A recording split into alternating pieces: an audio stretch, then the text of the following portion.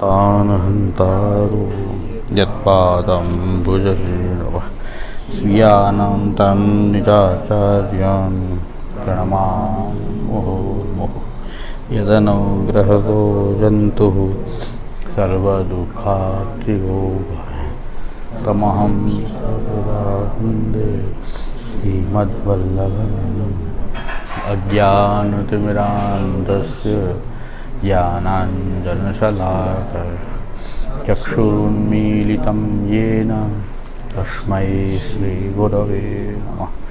नमामि हृदये शेषे लीलाक्षिरातिशायितं लक्ष्मीसहस्रलीलाभिः सेव्यमानं कलामि चतुर्विंशतिभिस्तथा षड्भिर्विराजते योऽसौ पञ्चधाधिपैः।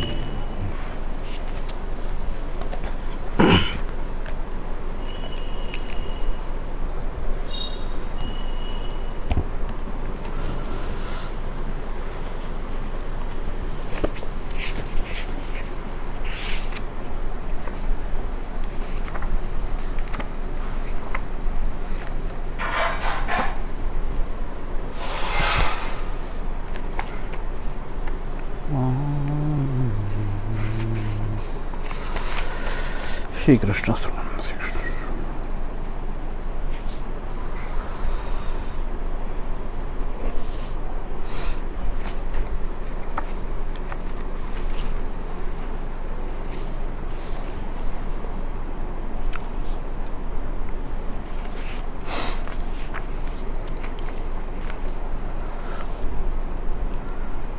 और प्रभुदास रसोई हाथ से सदा करते।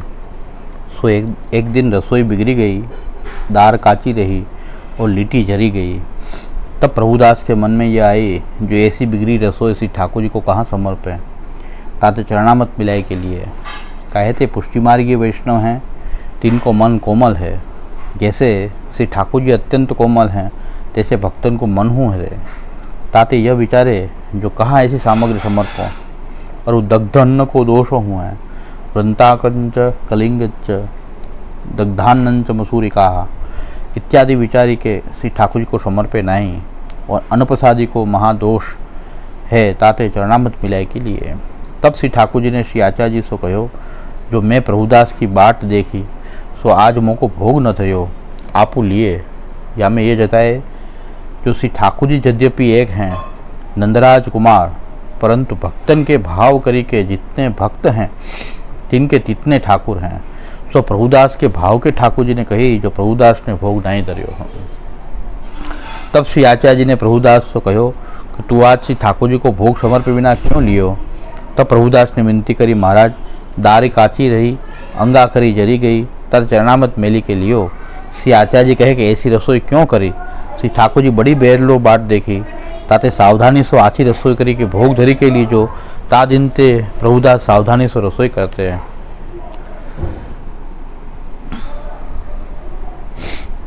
यहाँ में यह जताए, जो यद्यपि चरणामत मिलाए के लियो, सो अन्न दोष मिटियो, परंतु भगवत भोग पदार्थ न भयो। ताते वैष्णव को जैसे श्री ठाकुर जी को भोग धर्यो होय तैसे लेनो। दही न्यारो धर्यो होय तो दही में भात मिलाए के अपने न लीजें। काहे ते दूध भात दही भात न्यारे न्यारे भक्तन के भाव की सामग्री है। ताते चरणामृत यथा प्रसादी वस्तु पधराए ले, काहू सामग्री में ते अपने भोग अर्थ न लेनो। दास धर्म प्रभु को उच्छिष्ट जैसो आरोग्य होए, वही प्रकार को लेनो। प्रतिवता को ये लक्षण है, इत्यादि भाव जताए।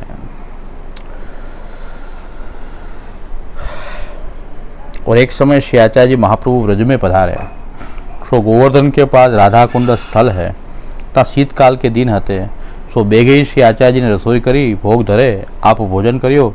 पाछे प्रभुदास सो कहे, जो वहाँ प्रसाद ले। तब प्रभुदास ने कही, महाराज मैं स्नान नहीं कियो। ताको आशय यह है, जो श्री आचार्य जी के सेवक सगरे अपनी न्यारी न्यारी रसोई करते हैं, सो लेते। परंतु श्री आचार्य जी श्रीकुंड में स्नान करी रसोई करी भोग धरे, सो वह श्री स्वामी जी को है, सो आपो को बहुत प्रिय है। ताते प्रभुदास ऊपर कृपा करनाथ श्री आचार्य जी कहे कि महाप्रसाद ले। तब प्रभुदास मर्यादा के वचन कहे कि मैं नहायो नहीं। ता समय श्री आचार्य जी पुष्टि लीला में मग्न हैं, सो ब्रज को स्वरूप दिखाए। तब श्री आचार्य जी महाप्रभु आप 2 श्लोक कही के ब्रज को स्वरूप दिखाए। सो श्लोक वृक्षे वृक्षे वेणुधारी पत्रे पत्रे चतुर्भुजः यत्र वृंदावने तत्र लक्ष्यालक्ष्य कथा कुतः जलादपि रजः पुण्यम रजसोपि जलम वरम यत्र वृंदावनम तत्र स्नात्वा कथा कुतः। यह कहे कृपा करी के सो प्रभुदास ब्रज को स्वरूप अलौकिक देखे। वृक्ष वृक्ष के नीचे वेणुधारी साक्षात श्री गोवर्धन धर भक्तन के संग लीला करत हैं। ऐसे वृक्ष भगवदीय हैं, तिनके पत्र कैसे हैं, चतुर्भुज रूप हैं, तथा वृंदावन के वृक्ष वृक्ष वेणुधारी श्री गोवर्धन धर रूप हैं। तिनको आशय चतुर्भुज रूप नारायण पत्र रूप होई आश्रय वृक्षण को किए। ऐसो वृंदावन है सो लक्ष्यालक्ष्य कथा है, लौकिक लोगों को अलक्ष्य है और भगवदीयन को स्वरूपात्मक है, सो कथा कही न जाए। यह बात को भक्तजन जाने, कृष्ण रूप जाने। कृष्ण रूप वृक्ष हैं सो लोगन को न दिसे। तैसे इसी वृंदावन की रजसो जल श्रेष्ठ है और जलते रजस श्रेष्ठ है। ता नहावे की कथा कहाँ कही है। भावे जल सो नहाए भावे रज लगाए, सो रज उड़ी के लागी तब नहावे की अपेक्षा रही नहीं, परंतु मर्यादा के लिए नहानो। यह सुन के प्रभुदास को अलौकिक श्री वृंदावन के दर्शन भये, तब बिना नहाए महाप्रसाद लिए श्री आचार्य की आज्ञा थे या प्रकार प्रभुदास को श्री वृंदावन को अलौकिक स्वरूप वर्णन कियो, जहाँ वेद मर्यादा की गम्य नहीं।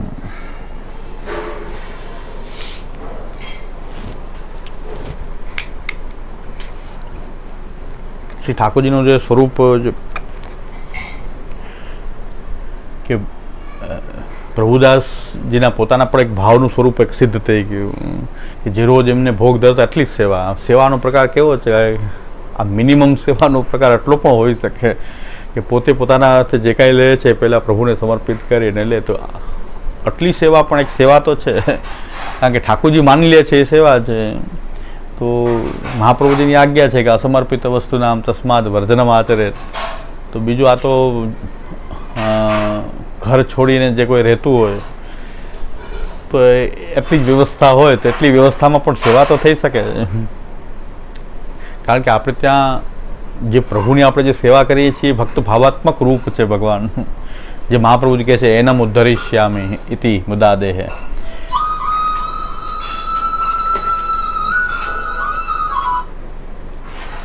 એટલે ભગવાને એવો સંકલ્પ કર્યો કે આ જીવનો હું ઉદ્ધાર કરું।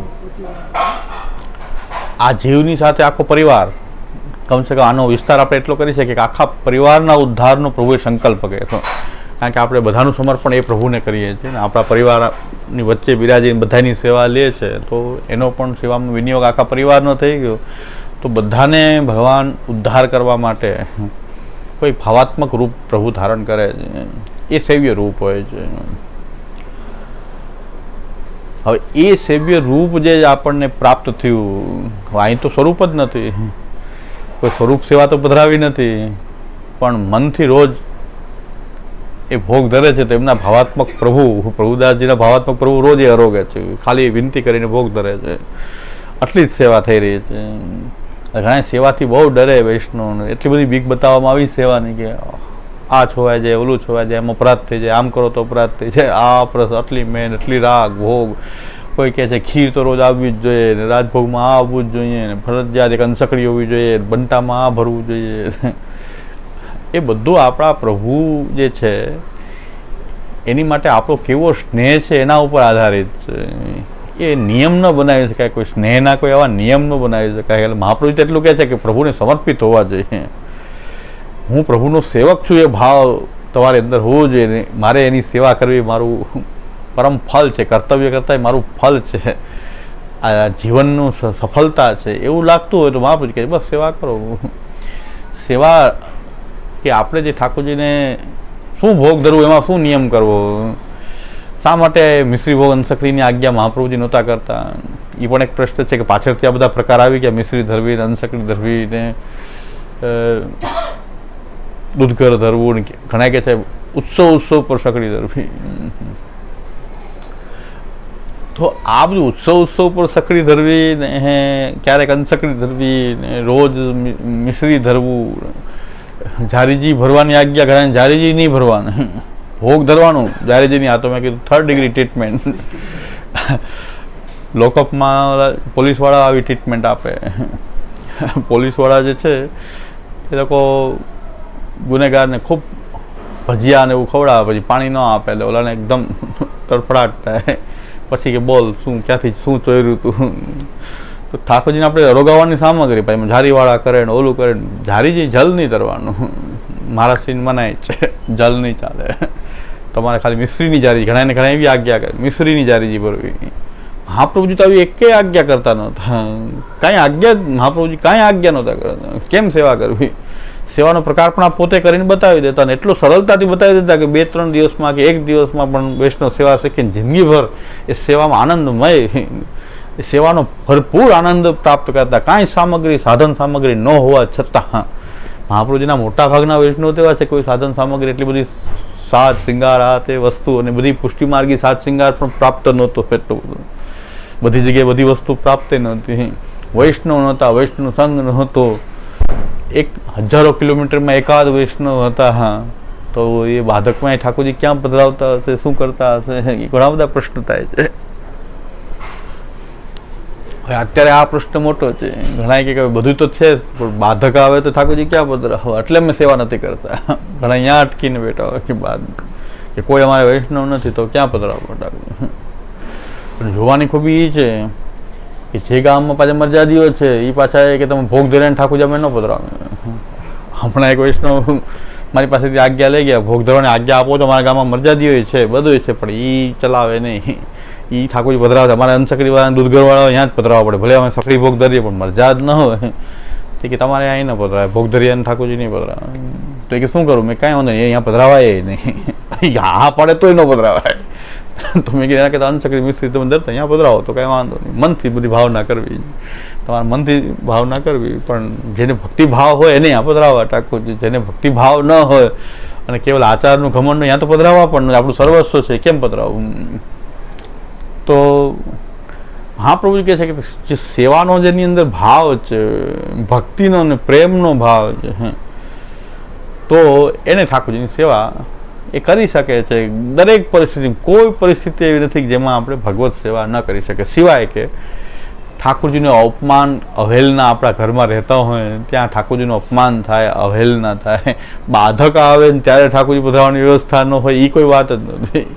પણ ઘરની અંદર રોજ ક્લેશ થાય ઠાકોરજીને કારણે, યા ઠાકોરજીનું અપમાન કે અવહેલના થાય એવી પરિસ્થિતિ હોય તો આપણે ઠાકોરજીની સેવા ન પધરાવવી જોઈએ. એ વાત બરાબર છે.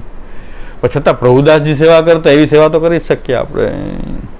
પ્રભુદાસ જલોટા જેમ પ્રભુને મનથી ભોગ ધરીને વિનંતી કરીને જે કંઈ લેતા હતા, કમસે કમ એવો ભાવ તો આપણે પ્રભુની અંદર રાખી જ શકીએ. એમાં તો કોઈ મનથી તો કોઈ રોકી શકે નહીં ને. કદાચ ફિઝિકલી કોઈ આપણને રોકી શકે છે પણ આપણો મન સમર્પણના ભાવથી ભરેલું હોય તો પણ ઠાકોરજી સેવા સ્વીકારી લે છે. તો પણ સેવા સ્વીકારી લે છે ઠાકોરજી.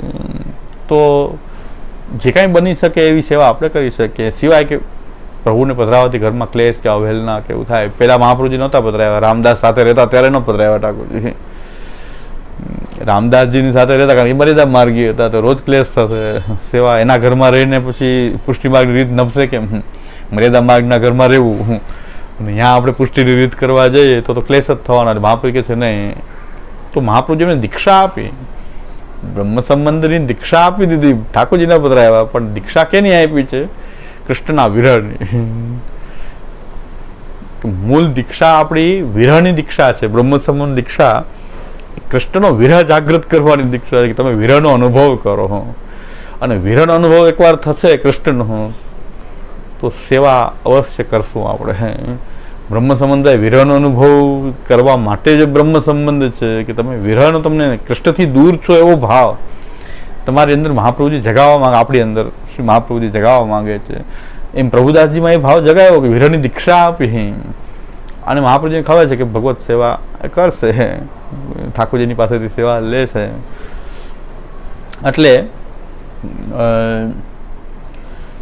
ત્યાં એક બહુ મહત્વની વાત એ છે કે ભાઈ કૃષ્ણના વિરહ માટે એનો વિરહનો અનુભવ થાય એ મહાપ્રભુજીના સંગથી થઈ ગયો અને પાછી દીક્ષાથી પણ થયું. અને એમ થયું કે હવે સેવા વિના રહેવાની તો આ ઘરમાં રહેવું નહીં. ત્યાં સુધી એમનો કૃષ્ણ વિરહ થયો કે રામદાસ ગમે એટલો મારો મિત્ર હોય પણ એની જો ભગવત સેવા જો એના સંગમાં ન થઈ શકતી હોય તો હવે મારા ઘરમાં આ ઘરમાં મારે હવે રહેવું જોઈએ એમ કરીને ત્યાંથી નીકળી ગયા. તો એ દીક્ષાને કારણે થયું, મહાપ્રભુજીના સંઘને કારણે થયું, એમ દીક્ષાને કારણે જ થયું કે ભાઈ સેવા તો મારે હવે કરવી જ જોઈએ, સેવા વિના કેમ રહેવાય. એટલે એમણે એ કૃષ્ણ વિરહની એ દીક્ષા શ્રી મહાપ્રભુજી આપતા હતા. મહાપ્રભુજીને પણ કૃષ્ણ વિરાગની રૂપ જ કહેવામાં આવે છે કે મહાપ્રભુજી પોતે પણ કૃષ્ણના વિરહનો અનુભવ કરે છે અને જે એમના સંઘમાં આવે એને પણ કૃષ્ણના વિરહનો અનુભવ કરાવે છે. બીજું મહાપ્રભુજીના સેવકોની અને મહાપ્રભુજીની ડિસિપ્લિન કેવી હતી પણ આપણને આ વાર્તામાંથી જોવા મળે છે કે મહાપ્રભુજી પોતાની રસોઈ પોતે કરતા અને જેટલા સાથે વૈષ્ણવ હોય બધા પોતપોતાની રસોઈ કરે. પ્રભુદાસજી ઉપર તો કૃપા કરવા માટે મહાપ્રભુજી આ તું મારી આ પ્રસાદ લ્યો, બાકી તો બધાને સ્પષ્ટ આવે ભાવ પ્રકાશમાં કે બધા વૈષ્ણવ ન્યારી ન્યારી રસોઈ કરતે, સબ વૈષ્ણવ ન્યારી ન્યારી રસોઈ કરે, પોતાની સેવા પોતે કરે, બધા દરેક પોતાની રસોઈ અલગ કરતા. તો પછી આમાં કોઈ પુષ્ટિ માર્ગમાં ક્યારેય આપણે બહુ મોટા ભીતર કે મોટા મંડાણ કે કંઈ કરવાની જરૂર જ નથી, કારણ કે દરેક વ્યક્તિ પોતાની સેવા કરે, પોતાની રસોઈ કરે. મહાપ્રભુજીના વખતની આ પ્રણાલી હતી અને મહાપ્રભુજી પોતે પણ પોતાની રસોઈ હાથે કરતા. તો એ સેવા શ્રી મહાપ્રભુજી પોતાના ઠાકોરજીની પણ આ રીતે પોતે હાથે શ્રીહસ્તથી રસોઈ કરીને અને વૈષ્ણવને પણ એ જ કહેતા કે તમે તમારી રસોઈ કરો. એ પ્રકાર ગુસાઈજીના વખતમાં પણ ચાલુ રહ્યો. શ્રી ગોકુલનાથજીના વખતમાં ગોકુલનાથજીના પ્રસંગમાં પણ એ જોવા મળે છે કે વૈષ્ણવ ન્યારીને રસોઈ કરતા, એ ભેગી બધાની રસોઈ થતી નહીં, એકારે મોટી ભેગા બધાએ કરી લેવું, એવો પ્રકાર તો શ્રી ગોકુલનાથજીના વખતમાં પણ આપણને જોવા મળે છે. ગોકુલનાથજી પોતે ધ્રોલ પધાર્યા એ પ્રસંગ છે એમનો. ધ્રોલની રાણી એમની વૈષ્ણવ હતી, તો એમણે ખૂબ સામગ્રી સિદ્ધ કરીને ભોગ ધરીને રાખી કે વૈષ્ણવ બધા પ્રસાદ લે. ગોકુલનાથજી સાથે જેટલા વૈષ્ણવ આવશે એ બધા પ્રસાદ કરતા. તો ગોકુલનાથજી પધાર્યા જોયું આટલી બધી સામગ્રી તમે કે આ બધી ઠાકોરજી મેં ભોગ ધરીને રાખ્યો છે કે વૈષ્ણવ બધા પ્રસાદ લે. ત્યારે ગોકુલનાથજીએ કીધું કે અમારા સેવકો તો કાંઈ નહીં લે, આમાંથી કાંઈ લેશે જ નહીં, એ તો દરેક પોતાની રસોઈ અલગ અલગ કરશે. તો ધ્રોલના રાણી હતા અને રાણીએ પધરામણી કરી હતી, તો એ ગોકુલનાથજી કીધું કે તમારું આ કાંઈ પણ ભોગ તમે તમારા ઠાકોરજીને ભલે ભોગ ધર્યું પણ અમારા સેવકો તો બધા પોતે પોતાની રસોઈ કરે છે. તો ગોકુલનાથજીના વખતમાં આ જ ક્રમ હતો, એ જોવા મળે છે આપણને કે દરેક પોતાની રસોઈ કરશે. તો અને પછી ગોકુલનાથજી કીધું તમે આટલી બધી ભાવથી સામગ્રીઓ બધી સિદ્ધ કરી છે તો તમારા ભાવનું ખાલી પોષણ કરવા માટે એક એક ચમચી દહીં આ વૈષ્ણવને લેવડાવો, એટલી જ આજ્ઞા કરી. ઝારીવાળાને કેટલું કર્યું હશે ને મોનથાળ અને કેટલી સામગ્રીઓ કરી હશે. રાજાની રાણી જે તૈયારી કરે તો કેટલી તૈયારી કરી હોય. ગોકુલનાથજી કીધું કાંઈ નહીં ચાલે, દહીં એક ચમચી દહીં અમારા સેવક લેશે પ્રસાદી. તો એક ચમચી દહીં આ તમે લેવડાવી દો એટલે આ બધા તમારું પણ એમ ભાવ થઈ કે મેં વૈષ્ણવ પ્રસાદ લેવડાવ્યો. તો આ એક ડિસિપ્લિન આપણા માર્ગની હતી અને એ ગોકુલનાથજીના વખતમાં જોવા મળે છે, ગુસાઈજીના વખતમાં જોવા મળે છે.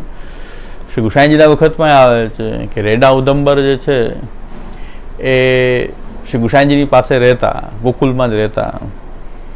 ગુસાઈજી આજ્ઞા એમ કરી કે તારું શરીર જ્યાં સુધી ચાલે છે ત્યાં સુધી તારું અલગ રસોઈ કર, આમ ડાયરેક્ટ પ્રસાદ નહીં, રોજ અમારે આવીને પ્રસાદ લઈ લે એમ નહીં.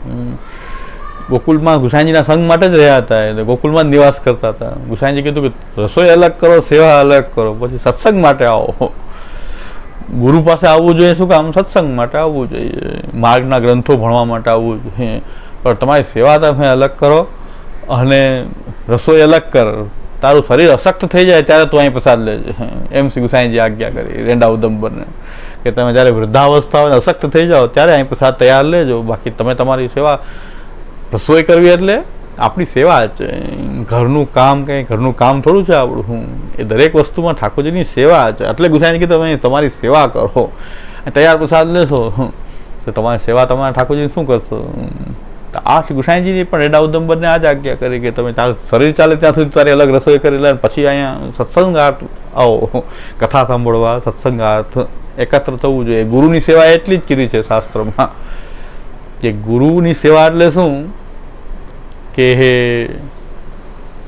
ગુરુ પાસેથી સત્સંગ અર્થ ગુરુ પાસે જવું અને એમની પાસેથી માર્ગના ગ્રંથો આદિનું શિક્ષણ પ્રાપ્ત કરવું. ગુરુ અને શિષ્યનો આટલો સંબંધ છે. ગુરુ અને શિષ્ય વચ્ચે આ સંબંધ છે કે સેવા પધારી સેવા વિશે માર્ગદર્શન લેવું, એ બધું ગુરુ પાસે, અને ગુરુ પાસે માર્ગના ગ્રંથો ભણવા, અને તમે આપણે જે ભણીએ અને એનું આચરણ કરીએ ત્યારે ગુરુ સેવા થાય. એ ગુરુએ જે ભણાવ્યું છે એનું તમે આચરણ કરો, એ ગુરુ એનાથી પ્રસન્ન થાય એ સેવા. કોઈ 4 કલાક ચરણ સેવા કરે તો મને તો ઉલટાનો દુખાવો, મને તો આદત જ નથી. કોઈ ધરાડ પાછળ પડી જાય તો દુખાવો થઈ જાય કે બંધ કરે તો સારું. એમ થાય કે ધરાડ ગામડાઓમાં તો હવે જવાનું ઓછું થાય છે, કારણ ધીરે ધીરે કોઈ બોલાવતું જ નથી. નકર તો જાય સીધા પગ પકડે, પછી અને પાછા એટલા ખડતલ હાથ હોય ને, પછી એવું તરણ સાહેબ મૂકે જ નહીં એમ જ્યાં સુધી. એક જાય તો બીજો ભાવ વાળો આવી જાય તો કે મને થોડી વાર કરવા દે. હા, પણ આદત જ ન હોય તો શું થાય, એને તો વધારે દુખાવો થાય. આ સેવા નથી, આ એક ઔપચારિકતા છે ભલે, પણ સેવા તો એ છે કે ગુરુ પાસે અધ્યયન કરવાથી ગુરુ પ્રસન્ન થાય. કંઈક ભગવત ચર્ચા કરે તો ગુરુ પ્રસન્ન થવા જોઈએ. ગુરુ તો એને કહે કે ભગવત ચર્ચા કરો તો પ્રસન્ન થાય. એમ આખા ગામની ચર્ચા અહીં ભેગા થઈને કરો તો એમાં ગુરુની પ્રસન્નતા ન થવી જોઈએ. ગુરુ સાચા હોય તો એને એમ થાય કે આ શું બધું આખા ગામનો બગાડ અહીં ઠલાવવા કેમ આવ્યા, આખા ગામનો કચરો અહીં ઠલાવવા આવ્યા, ફલાણું આમ થયું, દીકરું આમ થયું, તો એ આખા ગામનો કચરો જ છે. તો એ પાછું તમે અહીં ઠલવા આવો છો, એમાં તો આપણે જીવીએ જ છીએ. પણ ગુરુ પાસે તો એ કેવલ વિદ્યાના આદાન પ્રદાનથી જ ગુરુ શિષ્યનો સંબંધ હોય છે. તો અત્યારે બહુ આંતરિક સંબંધ બનાવવા જાય છે. આત્મીયતા જે છે એમાં આ વસ્તુ પાછી ભૂલાઈ જાય છે. આત્મીયતા રાખે એ વાત સારી વાત છે, પરસ્પર આત્મીયતાનો ભાવ રાખે, પણ મૂળ વસ્તુ ભૂલાઈ જાય છે કે તમે ગુરુ પાસે રહીને શું શીખા, શું ભણ્યા, શું તો કે કાંઈ નહીં, એ કાંઈ નહીં. તો આ ગુરુ સેવાનો પ્રકાર જ નથી. આ બધું આનુષંગિક બાબત હતી કે કોઈ અમારા ઘરનું કોઈ કામ કરી દે, કોઈ સહાયભૂત થઈ જાય, પરિચર્યા કરે, પણ મૂળ હેતુ સત્સંગ છે. જો સત્સંગ પ્રાપ્ત ન થાય તો આ કોઈ વસ્તુ કરવાથી શું ફાયદો છે? એવા ગુરુની સેવાથી શું ફાયદો છે કે સત્સંગ જ નહીં, બીજી બધી વાત કરે પણ મૂળ વાત તો ન કરે ક્યારેય. તો પછી એના સંગમાં રહેવાથી પછી લૌકિક લોકોનું, એટલે પુરુષોત્તમજી કહે છે લોકાનુગત પશુરૂપત્વાદ. એ તો લોકાનુગત પશુ જેવી વાત છે કે જે બહારના જેમ લૌકિક માણસો છે એવા જ આ માણસ છે. તો મૂળ વસ્તુ સત્સંગ કે મહાપ્રભુજીની વાણી સાંભળવા મળે, મહાપ્રભુજીના ગ્રંથ, સેવા, એ વિષય, એના માટે ગુરુ પાસે આવવું જોઈએ. અને ગુરુની સેવા પણ એ જ કહેવાય કે ભાઈ અધ્યયન કરવું અને એનું આચરણ કરવું. આચરણથી ગુરુની પ્રસન્નતા થઈ જાય એટલે બધું આવી ગયું. મહાપ્રભુજી એમની સેવાથી જેટલા પ્રસન્ન ન થાય એટલી કૃષ્ણ સેવાથી પ્રસન્ન થાય. મહાપ્રભુજીને પ્રસન્ન કરો, કૃષ્ણ સેવા કરો, મહાપ્રભુજી પ્રસન્ન થાય. કદાચ મહાપ્રભુજીની ખૂબ સેવા કરો તો એટલા પ્રસન્ન ન થાય. બેઠક જે રોજ જઈને લાંબા થાય તો મહાપ્રભુ કે નહીં, કૃષ્ણ સેવા કરે. જો ઠાકોરજીની સેવાનો જ ઉપદેશ કરી રહ્યા છે મહાપ્રભુની, એ વિરહનો ભાવ જગાવવા માટે આપસીએ રૂપ ધારણ કર્યું છે, ભૂતલ પર પધાર્યા છે કે તમારી અંદર કૃષ્ણ પ્રેમ જાગૃત થાય. કૃષ્ણ પ્રત્યેનો પ્રેમ હશે તો વિરહ થશે ને, પ્રેમ ભાવ હશે તો કોઈક આપણે જેને પ્રેમ કરતા હોય તો વિરહ થાય. એટલે અહીંયા મુખ્ય મુદ્દો એ છે કે ભગવાન જે છે એ ભક્ત ભાવાત્મક બને, એને પુષ્ટિ પુરુષોત્તમ કહેવાય છે. આપણે પુષ્ટિ પુરુષોત્તમ શબ્દ વાપરીએ, પુરુષોત્તમ તો છે પણ પુષ્ટિ પુરુષોત્તમ એવો શબ્દ શું કામ વાપરીએ છીએ? ભક્ત ભાવાત્મક, ભગવાનનું ભક્ત ભાવાત્મક બનવું, કે ભક્તના ભાવથી એ ઓતપ્રોત થઈ જાય પ્રભુ. એટલે આપણે આપણા ઠાકોરજી જે છે જેને પોતાના કહી શકીએ એ પુષ્ટિ પુરુષોત્તમ છે, કે જેને આપણે પોતાના કહી શકીએ છીએ એવા પ્રભુ આપણે સેવા આપણી લે. એ પુષ્ટિ પુરુષોત્તમના કેટલા પાસા છે. તો એ બ્રહ્મ પરમાત્મા ભગવાન શ્રી કૃષ્ણ અનેક સેવ્ય, આના આ જ પુષ્ટિ પુરુષોત્તમના આ બધા પાસા છે. પણ મૂળતા શરૂઆત ક્યાંથી થાય, એકડો ક્યાંથી આપણે લેવો? તે પોતાના ભક્ત ભાવાત્મક બન્યા છે. આ કૃષ્ણ, આ પરમાત્મા, આ ભગવાન ભક્તના ભાવને પરવશ બનીને એના ઉદ્ધારનો સંકલ્પ કરીને પધાર્યા છે. એ સેવ્ય રૂપ, એ જે છે ભક્ત ભાવાત્મક પ્રભુ જે છે એ ત્યાંથી આપણી ગણતરી શરૂ થાય, શરૂઆત ત્યાંથી થાય. એટલે સૌથી આવશ્યકતા છે. ઘણા લોકો આ નિધિ સ્વરૂપવાદ, આ ભાવનાને ખંડિત કરી નાખી. આ નિધિ સ્વરૂપવાદ આવ્યો કે આ સ્વરૂપ નિધિ છે મહાપ્રભુજીના ગુસાઈ. આપણે કોની સેવા કરી રહ્યા છીએ, એમાં આપણે શું જોવું જોઈએ આપણા પ્રભુમાં? એ મહાપ્રભુજીએ જે સ્વરૂપની સેવા કરવાની આજ્ઞા કરી છે, મહાપ્રભુજીએ જે આપણને માર્ગ બતાવ્યો છે, જેનેથી મહાપ્રભુજીએ સેવ્ય માન્યા છે, એ પ્રભુની આપણે સેવા કરી રહ્યા છીએ અને પાછા મહાપ્રભુજીની કાનીથી કરી રહ્યા છીએ. મહાપ્રભુજીની કાની દેવાની જરૂર શું કામ? કૃષ્ણને મહાપ્રભુજીની કાનીની જરૂર નથી. કૃષ્ણને તો બધા સંપ્રદાયમાં કૃષ્ણની સેવા થાય છે, પૂજા થાય છે. મહાપ્રભુજીની કાની કોઈ બધી જગ્યાએ એવો નિયમ નથી કૃષ્ણને મહાપ્રભુજીની કાનીથી ભોગ ધરવો. જગન્નાથજીને કંઈ મહાપ્રભુજીની કાનીથી ભોગ આવશે? ક્યાંય મહાપ્રભુજીની કાની નથી. આપણે ભોગ ધરીએ, સેવા કરીએ. ભોગ ધરવું તો એક ખાલી ઉપલક્ષણ છે, પણ દરેક સેવા મહાપ્રભુજીની કાનીથી જ આપણને પ્રાપ્ત થાય છે. એટલે સવારે પહેલાં ઠાકોરજી જાગતા પહેલાં મહાપ્રભુજીના કીર્તન બોલાય હે. પાદુકાજી બિરાજતા હોય, મહાપ્રભુજીના હસ્તાક્ષર પાદુકાજી વગેરે ચિત્રજી જે કાંઈ બિરાજતા હોય તેની સેવા પહેલાં થાય અને પછી ઠાકોરજીની સેવા થાય. જો મહાપ્રભુજી બિરાજતા હોય, ન બિરાજતા હોય તો કીર્તન બોલાય. કીર્તન બોલી મહાપ્રભુજી ગુસાઈજીના કીર્તન બોલીને જ જગાવવાનું કીર્તન બોલાવાય, આપણે ત્યાં બોલાય છે. એનું કારણ શું છે કે સેવા મહાપ્રભુજી આપે ત્યારે આપણને સેવા પ્રાપ્ત થાય. મહાપ્રભુજીની કાનીથી જ સેવા પ્રાપ્ત થાય. મહાપ્રભુજી જ આપણી અંદર કૃષ્ણ વિરહનો ભાવ જગાવી શકે. મહાપ્રભુજી જ આપણી અંદર કૃષ્ણ માટે પ્રેમનો ભાવ, ભક્તિનો ભાવ મહાપ્રભુજી જ જગાવી શકે. બાકી તો આપણે કેવળ સાંસારિક વસ્તુને જ પ્રેમ કરશું. આપણી અહંતા મમતા જે છે પ્રભુમાં લાગે એ શ્રી મહાપ્રભુજીની કાનીથી જ થાય, એમની કૃપાથી જ થાય. એટલે પહેલાં મહાપ્રભુજીના કીર્તન બોલીએ, શ્રી ગુસાઈજીના કીર્તન બોલીએ અને પછી આપણે મહાપ્રભુજી ગુસાઈજીનું સ્મરણ કરીને જ સેવા કરીએ. કદાચ ઠાકોર હા યમુનાજીની બોલાય છે. યમુનાજીનું શરૂઆતમાં બોલાય છે અને અમારે ત્યાં યમુનાજીનું પદ જે છે પેલા મહાપ્રભુ ગુસાઈજીના બોલાય, પછી જગાવાનું બોલે, પછી કલેવાનું બોલે અને પછી યમુનાજીનું પદ બોલાય. અમારે ત્યાં આ પદ્ધતિ છે. એટલે કોણ ઠાકોરજીને મંગલભોગ આવી જાય પછી કલેવાનું કીર્તન બોલાય ને પછી યમુનાજીનું કીર્તન. અમારે ત્યાં આ પદ્ધતિ છે પહેલેથી અને ઘણી જગ્યાએ ત્રણેય પહેલા જ બોલી લે. એટલે મંગલભોગ ધરાય પછી કલેવાનું કીર્તન થઈ જાય પછી યમુનાજીનું કીર્તન બોલાય છે, પછી મંગલાસન મુક્ત. અમારા ઘરની રીત એવી છે. દરેકને અલગ અલગ કીર્તનના પુસ્તકમાં ત્રણેય ભેગા આપતા હોય છે. બોલી શકાય, એમાં બહુ બધી જગ્યાએ રીતનું એવું બંધન નથી. એટલે કૃષ્ણ વિરહ. હવે ગદ્ય મંત્રના બે શબ્દો ઉપર અહીં વિવેચન કર્યું છે શ્યામોદાએ કે જ્યારે વિરહની વાત આવી ત્યારે કૃષ્ણ શબ્દનો પ્રયોગ કર્યો છે અને જ્યારે સમર્પણ કર્યું છે ત્યારે ભગવતે કૃષ્ણાય, ત્યાં ભગવાન કૃષ્ણ કીધું અને વહાં ખાલી કૃષ્ણ કીધું, કૃષ્ણ વિયોગ. એ બહુ આપણે આજનો વિષય તો આ છે કે ભાઈ ગદ્ય મંત્રના બે શબ્દ ક્યાંક ભગવાન કીધું, ભગવાન કૃષ્ણ એવું લગાડ્યું ભગવતે કૃષ્ણાય, અને જ્યારે વિરહની વાત આવી કૃષ્ણ વિયોગ, અહીંયા ભગવાન નથી લગાડ્યું, ત્યાં કૃષ્ણ વિયોગ કીધું છે. એ બે વસ્તુને સમજવા માટે છે કે સંયોગ અને વિપ્રયોગ. આપણા ઠાકોરજીને નટવર બપુ કહે છે. નટવર બપુ એટલે નટવત અને વરવત. વરવત સંયોગ લીલા અને નટવત જે છે એ વિપ્રયોગની લીલા. ઠાકોરજી ઉભય દલાત્મક છે, સંયોગ વિપ્રયોગ ઉભય દલાત્મક છે. એટલે સેવા અને મહાપ્રભુ બધી જગ્યાએ સેવાયાંબા કથાયાંબા કે છે, સ્મરણમ ભજનમ કહે છે. બે દલને ધ્યાનમાં રાખીને સંયોગ અને સેવા સમયે આપણે સંયોગનો અનુભવ કરીએ, અનોસરમાં વિપ્રયોગનો અનુભવ કરીએ. આ રીતે આપણું ચક્ર ચાલે તો આપણી ભક્તિ જે છે નિરોધાવસ્થાપન્ન થઈ જાય અને ત્યાર પછી સર્વાત્મ ભાવ થઈ જાય. આપણો ક્રમ છે. સંયોગ અને વિયોગ બેયનો અનુભવ કરીએ. સંયોગની અંદર સુખનો અનુભવ કરીએ. ઠાકોરજીના સંયોગમાં આપણને આનંદની અનુભૂતિ થાય, સંયોગનો આનંદ લઈએ આપણે. અને વિપ્રયોગ અને ઠાકોરજીના અનવસરમાં આપણે એ ઠાકોરજીનો વિપ્રયોગનો અનુભવ કરીએ કે પ્રભુથી હું દૂર છું એવો અનુભવ કરીએ.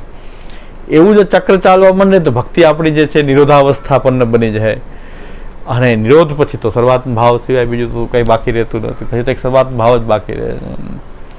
એટલે ત્યાં કૃષ્ણ શબ્દનો શું કામ પ્રયોગ કર્યો? બ્રહ્મ અને દીક્ષાને બ્રહ્મ સંબંધ કીધી. દીક્ષાની અંદર પાછું જ્યારે વિયોગની વાત આવી ત્યારે કૃષ્ણ કીધું. સમર્પણ કરવાનું દેહેન્દ્રિય પ્રાણ અંતઃકરણ સમર્પણ કરવાની વાત ત્યાં ભગવતે કૃષ્ણાએ કીધું. તો એનું તાત્પર્ય જે છે કે દીક્ષા બ્રહ્મ સંબંધિત છે. દીક્ષાનું નામ બ્રહ્મ સંબંધ.